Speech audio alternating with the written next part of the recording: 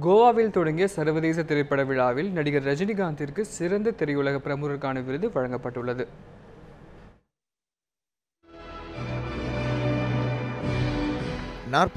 வது சர்வதேச திரைப்பட விழா கோவாவில் தொடங்கியது. விழாவை கோவா முதலமைச்சர் லக்ஷ்மிகாந்த் பர்சேகர் குத்துவிளக்கு ஏற்றி தொடங்கி வைத்தார்.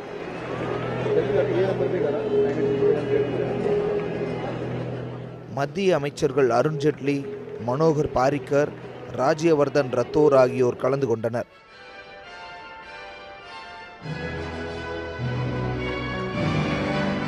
விழாவில் பங்கேற்ற நடிகர் ரஜினிக்கு இந்த நூற்றாண்டின் சிறந்த திரையுலக பிரமுகருக்கான விருது வழங்கப்பட்டது. இதனை மத்திய நிதியமைச்சர் அருண் ஜெட்லி, நடிகர் அமிதாப் பச்சன் ஆகியோர் இணைந்து வழங்கினர்.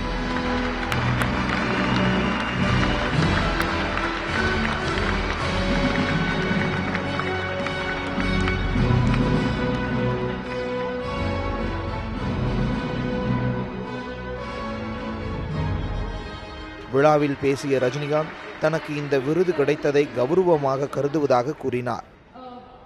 தனது வெற்றிக்கு உதவியாக இருந்த இயக்குநர்கள், தயாரிப்பாளர்கள் மற்றும் ரசிகர்களுக்கு இவ்விருதினை அர்ப்பணிப்பதாக ரஜினிகாந்த் பேசினார்.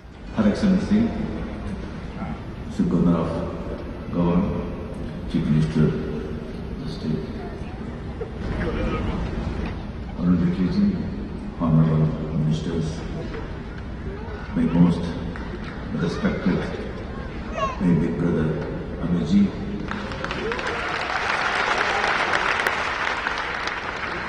my colleagues, ladies and gentlemen, good evening to everybody. Actually, I came here to receive award, but not to make a speech. After Amirji's excellent speech, I have no words to speak. 5-6 times I had an opportunity to come to participate in Goa in film festival, but I couldn't make it. But this time I am so fortunate and here this evening today, and I am honoured to receive this prestigious award from the Government of India, and my heartfelt thanks to Government of India and Information Broadcasting Institute. I am grateful to them and I dedicate this prestigious award to all my film producers, directors, technicians and fans. Thank you very much. Goa சர்வதேச திரைப்பட விழாவில் 75 நாடுகளைச் சேர்ந்த 174 திரைப்படங்கள் திரையிடப்பட உள்ளன.